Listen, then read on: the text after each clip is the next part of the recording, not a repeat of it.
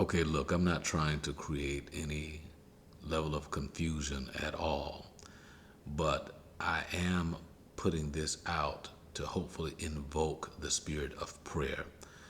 This is more of a challenge, something that we could consider, think about, put before the Most High to get an answer. So let me start this way and make it as quick and as concise as possible. There are times that the enemy, I believe, tries to confuse us in terms of how to use our gifts, our spiritual gifts, and how not to use them, even shutting us down in terms of when to use them.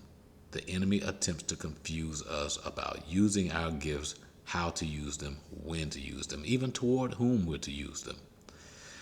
And I was recently listening to someone, well, not listening to, but I read something about, you know, this individual stating that silence was basically the operation, the mode of operation at that moment for that individual because this person was still healing. And so instead of saying possibly the wrong things to people, the individual is silent while going through the healing process. And what came to me just moments ago as I'm reading over in Joel, the 3rd chapter, which took me over to Matthew 24, and I'm reading one aspect of things. As I got over to Matthew 25 and I'm looking at those foolish virgins, and I'm thinking about those who were prepared, who had the lamps trimmed and had the oil, versus those who had the lamps but had no oil. And they went to the virgins who had the oil, and the virgins who had the oil said, no, go and buy oil and get your own lamps ready, basically. And in the process of those who were not prepared going out to buy oil, getting their stuff together, they missed the master. They missed the opportunity to be with him.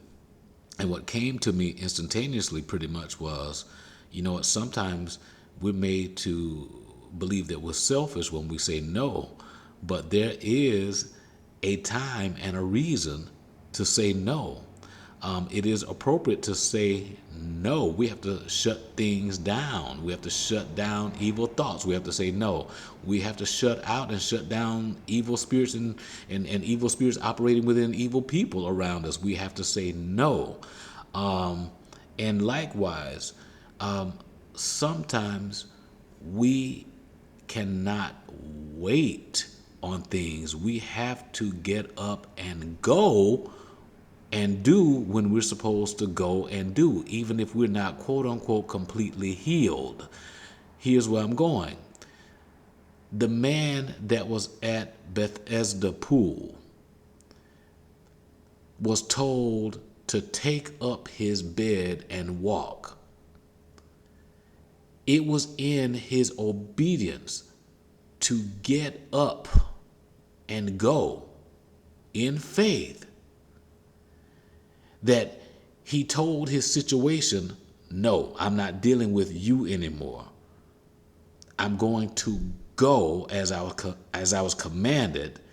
And in his obedience to get up and go, to make those steps toward his healing, rejecting the previous state that he had been in, he got his deliverance. He was not waiting on being healed to get up. He got his healing in getting up.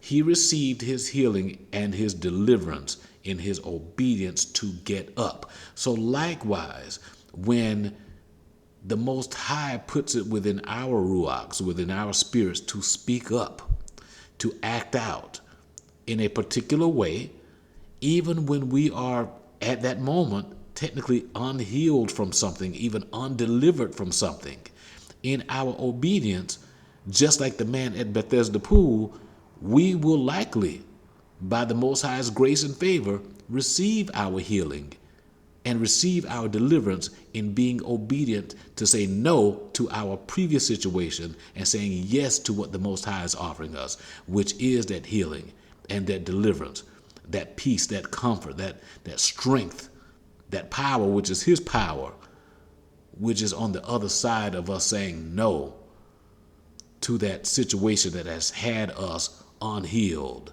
that has had us weighed down, that has had us despondent, discouraged, diseased.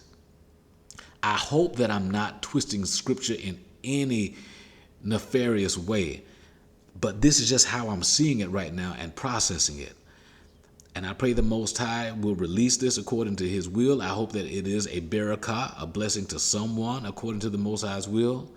And no weapon that's formed against me, no weapon that's formed against you shall prosper. In Yahushua's name I pray. Halal Yahuwah. Halal Yahuwah. And so be it. So it is.